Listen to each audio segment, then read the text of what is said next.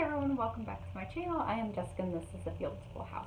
So today is another large family question day, and today I'm answering the question, how do you afford such a large family? So the truth is, it's not easy, y'all. It's hard. We have had very tight times. We have, had paycheck to paycheck times. But the truth is, having a large family and me staying home with our children is very important to both my husband and I. Now, I have had many moments where I'm like, I need to get a job, I need to do something to help contribute, and my husband is amazing, and he's always there to encourage me, saying, don't worry, we will make it work. He really likes me being home with our kids, and now, frankly, having 9 kids is kind of job security for me. But anyway, So we have been pretty blessed that my husband has had a steady job. He has been with this company for 15, 16 years, something like that. I can't remember. It's been a long time. And it does provide pretty good health benefits for us as well. Now, just like with any job, there are pros and cons. And right now, we're kind of in a con period. But I know that God is faithful and He will carry us through like He has before. So, anyways, with that said, my husband does work very hard, outside of the home to provide for our family. And I feel like my part is to help stretch every dollar that I can. And something that I say often when people ask us, how do you make it work? God supernaturally stretches our dollar. I mean, sometimes when we write it down in black and white, it does not always look pretty, but God supernaturally stretches our dollar, and we have all of our needs met. And I feel like so much of today's culture is, having the newest iPad or the smartwatch or smart TV or, brand new vehicle. Like, there's so many luxury items that are not necessary, for us to live off of or to live with. And that's one thing that I tell my kids, and that's just kind of how we live our life, because we put our focus on having a large family rather than always having the newest thing. Okay, one of the big things that we do is, being a large family, we get a good sized income tax check back every year. Now, that's a time that we will purchase something that needs to be replaced or upgraded in the house. Now, it's not some, luxury item. Like, I know my husband would really like a smart TV. That's not happening because it's just not practical. But I will typically put our income tax check straight into savings, because taking money out of savings is a whole lot harder than taking money out of checking. So then I keep the money in savings that will help us throughout the year if we have, car repairs or a medical emergency or a medical bill or something, the kids, outgrew all their shoes and clothes or whatever. I have the money in savings that I'm able to go and get those items that are needed. I also do our Christmas budget from income tax. I, earmark a set amount, and that is what we will use for, Christmas, for buying for our family and friends and for our kids.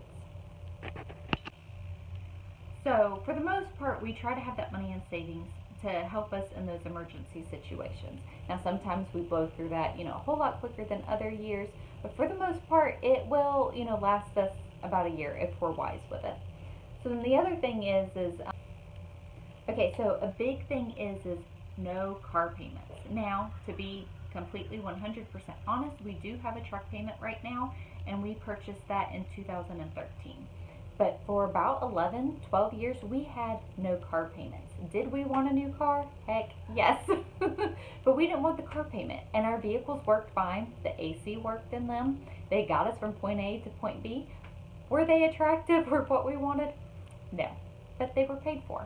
We actually, when my husband's car died, we sold it for like $500 for parts. And we lived with one car for a year. That was hard. But we didn't want to just go out and get a car payment for the sake of having 2 vehicles. We made it work. My husband at the time, thankfully, and I know that this was a blessing from God, he worked at a location that he had to report to that was only about 1.5 miles from our house. So the days that I needed the van, he rode his bike to work. That was hard. It was really hard for me to see him ride his bike.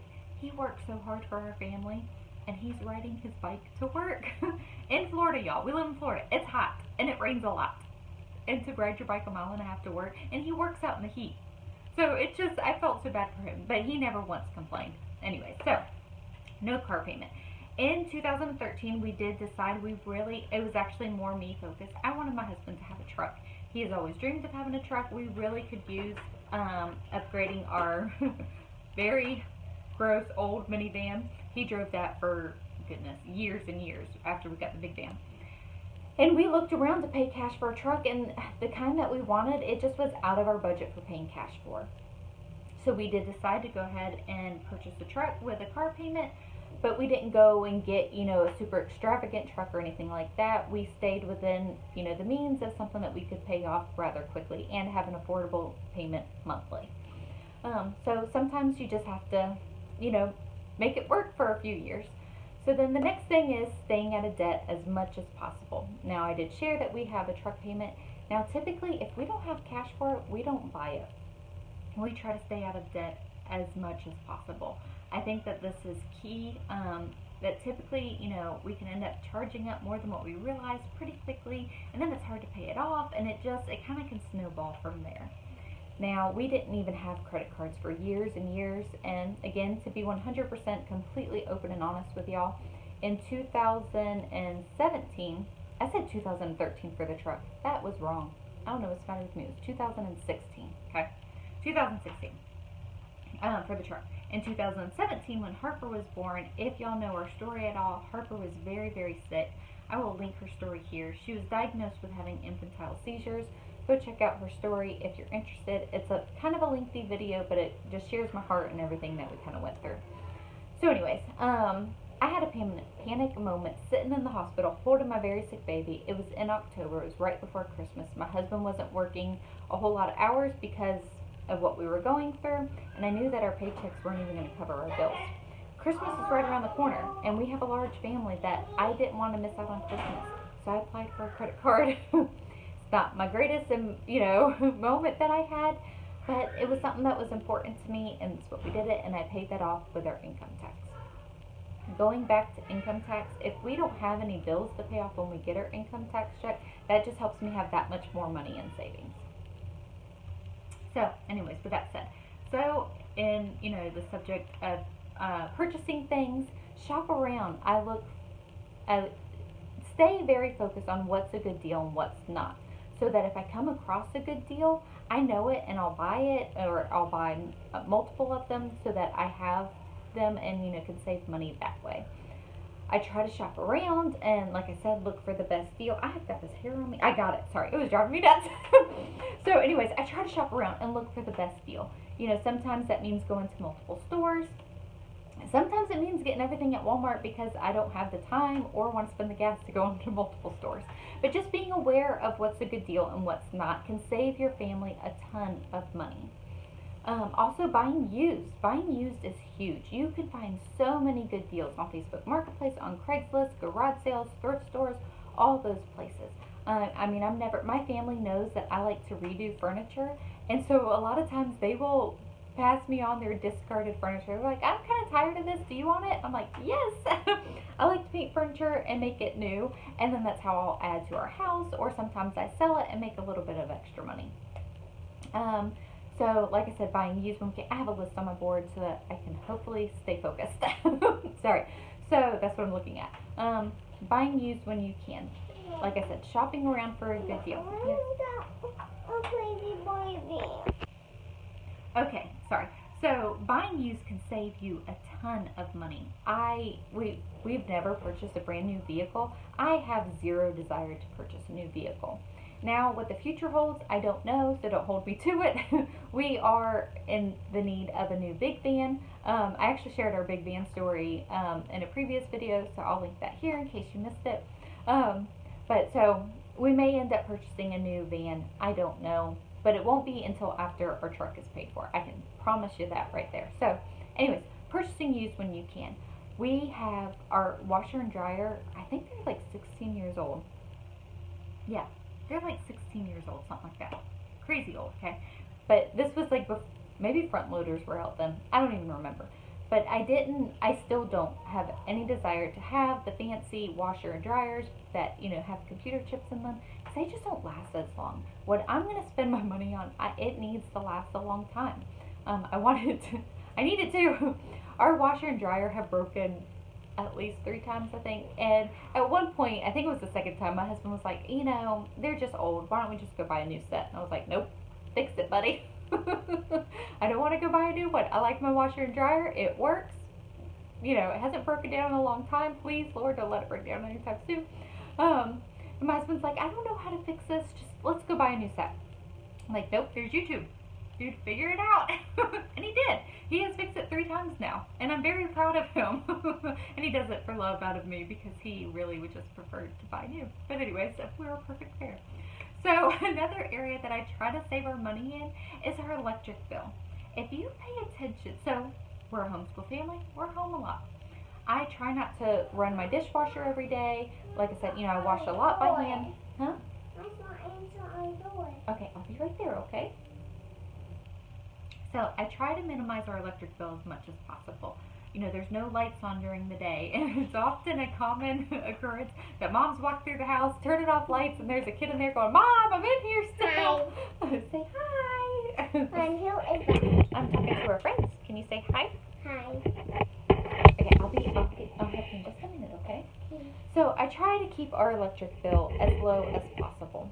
And since I've been super mindful of this, it's been about $100 difference a month.